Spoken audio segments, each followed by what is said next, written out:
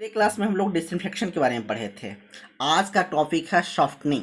Softening, अब आप लोग हार्डनेस के बारे में सभी वेल नोन होंगे, क्योंकि हार्डनेस का जो है केमिकल कैरेक्टरिस्टिक ऑफ वाटर में हार्डनेस के बारे में हम लोग पढ़े थे। तो हार्ड यहाँ जो सॉफ्टनिंग है, ये सॉफ्टनिंग क्या है? Removal of hardness from water is known as softening. Softening किसको कहेंगे? रिमूवल ऑफ हार्डनेस, यानी कि वो मेथड जो हार्डनेस को रिमूव करता हो वाटर से, उसको सॉफ्टनिंग कहेंगे। तो सॉफ्टनिंग हम लोग क्यों करते हैं वाटर का, इसका एडवांटेज क्या है, इसके बारे में भी हम लोग को डिस्कस करना होगा। तो सबसे पहला एडवांटेज तो ये है, हम लोग बचपन से जानते हैं कि reduction in consumption of soap. साबुन में जो है अगर हार्ड वाटर रहेगा, अगर सोप का यूज़ करेंगे, साबुन का यूज़ करेंगे, तो झाग कम देगा। तो तो क्या होगा? झाग कम देगा तो हम लोग का सोप का कंजम्पशन ज़्यादा हो जाएगा। इसीलिए सॉफ्ट करते हैं, क्योंकि उसमें सोप के कंजम्पशन में रिडक्शन हो जाता है। तो पहला एडवांटेज तो यही हो गया कि reduction in consumption of soap, ये एडवांटेज हो गया। दूसरा एडवांटेज क्या है? दूसरा एडवांटेज क्या है, अगर हम लोग प्लम्बिंग के लिए प्लम्बिंग वर्क करते हैं, तो प्लम्बिंग वर्क में अगर हार्ड वाटर का अगर हम लोग यूज करेंगे तो उसमें स्केलिंग आ जाएगा, प्रिसिपिटेट आ जाएगा, तो हाफ पोर्शन को चॉक कर देगा, यानी कि उसमें प्रेशर जो हम लोग को डिजायर प्रेशर है वो नहीं मिल पाएगा। तो reduce the cost of plumbing fixer, ये दूसरा एडवांटेज है। तीसरा एडवांटेज क्या है?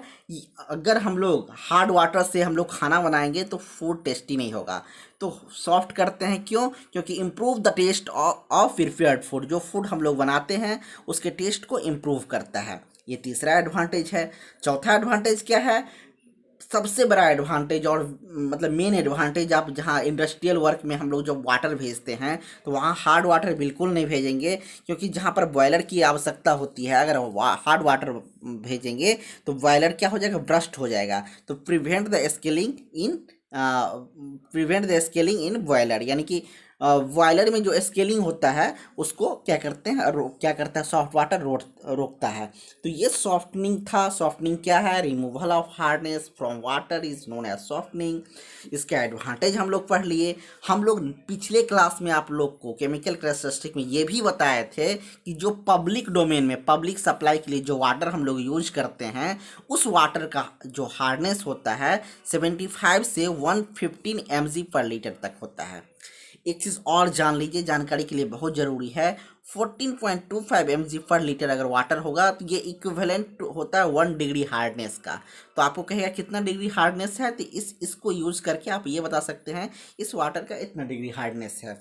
अब तो ये भी जान गए कि ये 14.2 mg पर लीटर ये इक्विवेलेंट टू होता है क्या? 1 डिग्री हार्डनेस के बराबर होता है। 1 डिग्री हार्डनेस के बराबर होता है। यानी कि अगर आपसे ये पूछे कोई कि कितना डिग्री हार्डनेस है, तो इस इक्विवेलेंसी को यूज़ करके हम लोग बता सकते हैं ये इतना डिग्री हार्डनेस है या इतना डिग्री हार्डनेस है।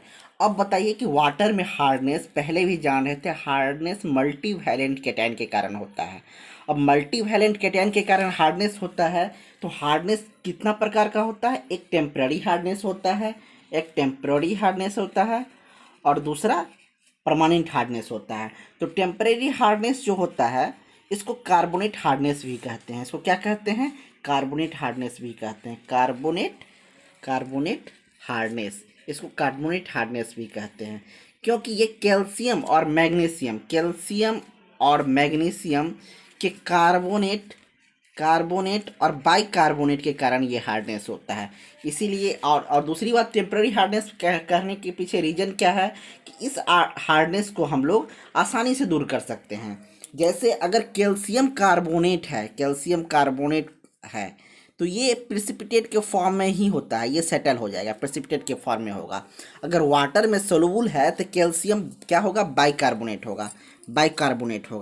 तो कैल्शियम बाइकार्बोनेट होगा, तो इसको अगर इस हार्डनेस को दूर करने के लिए हम लोग क्या करते हैं? हीट कर देते हैं।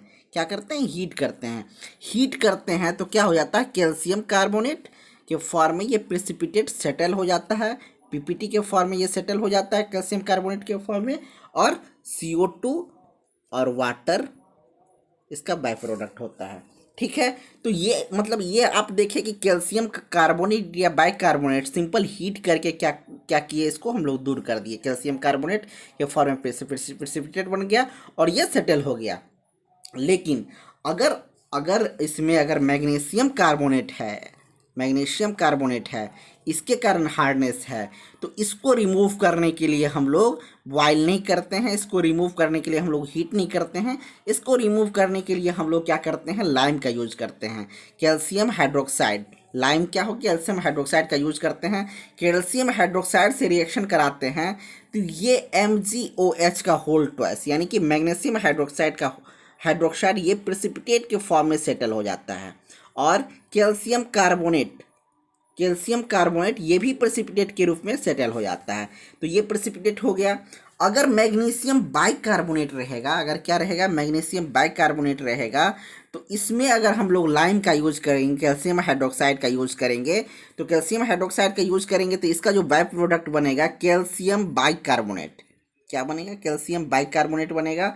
और मैग्नीशियम हाइड्रोक्साइड अभी आप जान गए कि ये प्रेसिपिटेट के फॉर्म में आ जाता है, यानी कि ये सेटल हो जाता है। कैल्शियम बाइकार्बोनेट ये सोलुबल इन वाटर होता है, ये प्रेसिपिटेट नहीं होगा।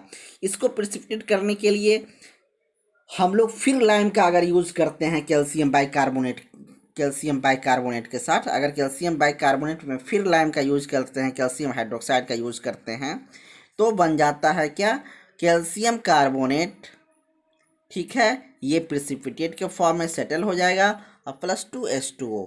यानी कि कहने का अर्थ यहाँ ओवरऑल ये देखे कि टेम्पररी हार्डनेस यानी कि कार्बोनेट हार्डनेस को रिमूव करने के लिए हम लोग बॉइलिंग किए, तो बॉइलिंग से क्या हो गया कि कैल्शियम के कारण जो हार्डनेस था वो रिमूव हो गया, और लाइम के यूज करने से क्या हो गया, मैग्नीशियम के कारण जो हार्डनेस था वो रिमूव हो गया। यानी कि टेम्पररी हार्डनेस को रिमूव करने के लिए हम लोग बॉइलिंग या लाइम का यूज करते हैं, तो टेम्पररी हार्डनेस रिमूव हो जाता है। अब हम लोग एक चीज़ और पढ़े थे परमानेंट हार्डनेस के बारे में, परमानेंट हार्डनेस, ठीक है, परमानेंट हार्डनेस। तो परमानेंट हार्डनेस को एक चीज़ और कहते थे कि नन कार्बोनेट हार्डनेस है। ये क्या है, नन कार्बोनेट हार्डनेस है, इसका दूसरा नाम था।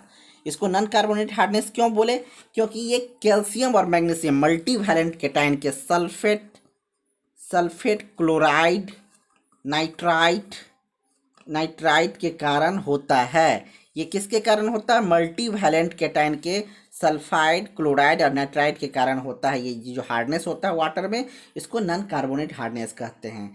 इसको दूर करने के लिए अब आप ये कह सकते हैं कि इस नन कार्बोनेट हार्डनेस जो कैल्शियम और मैग्नीशियम के क्लोराइड, सल्फेट और नाइट्राइट के कारण जो होता है, इसको दूर करने के लिए हम लोग मेनली यहाँ 3 मेथड पढ़ते हैं। और जिस 3 मेथड का हम लोग यहाँ डिस्कस करने जा रहे हैं वो सिर्फ ना कि नन कार्बोनेट हार्डनेस को रिमूव करता है, बल्कि कार्बोनेट हार्डनेस को रिमूव भी करता है। यानी कि ये कह सकते हैं कि अभी जो 3 मेथड हम लोग पढ़ने जा रहे हैं वो परमानेंट हार्डनेस और टेम्पररी हार्डनेस दोनों को रिमूव करता है।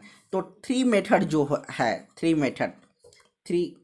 कॉमनली आप कह सकते हैं, कॉमनली एडॉप्टेड मेथड जो है, 3 कॉमनली एडॉप्टेड मेथड जो है, पहला मेथड है लाइम सोडा मेथड या लाइम सोडा प्रोसेस कह सकते हैं, लाइम सोडा प्रोसेस। दूसरा है जियोलाइट प्रोसेस कह सकते हैं, या इसी को कह सकते हैं बेस एक्सचेंज प्रोसेस, इसका ये भी नाम है। तीसरा मेथड है डीमिनरलाइजेशन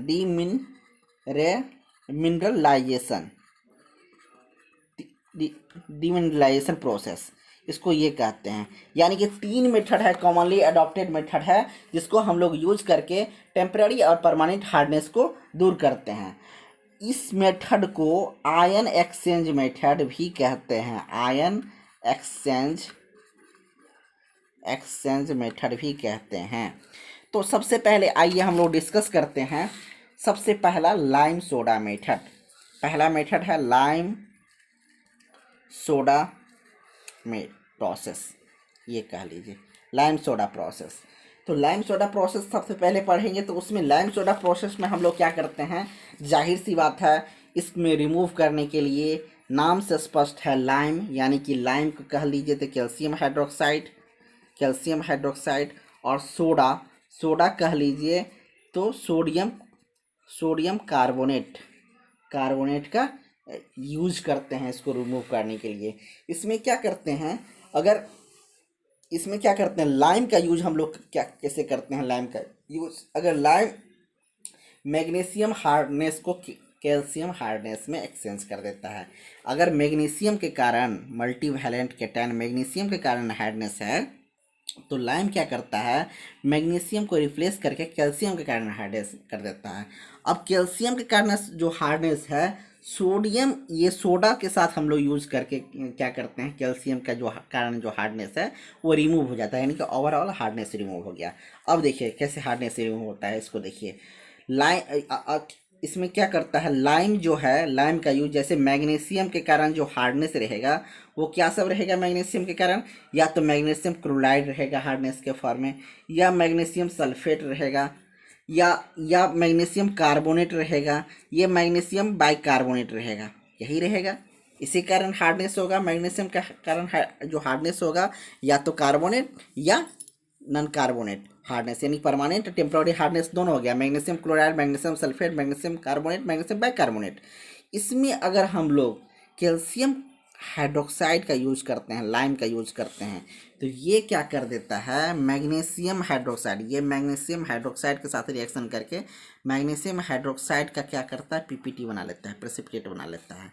और प्लस में कैल्शियम के कारण ये सारा हार्डनेस, क्लोराइड, सल्फेट, कार्बोनेट और बाइकार्बोनेट, ये तीनों, ये कैल्शियम के कारण हार्डनेस आ गया।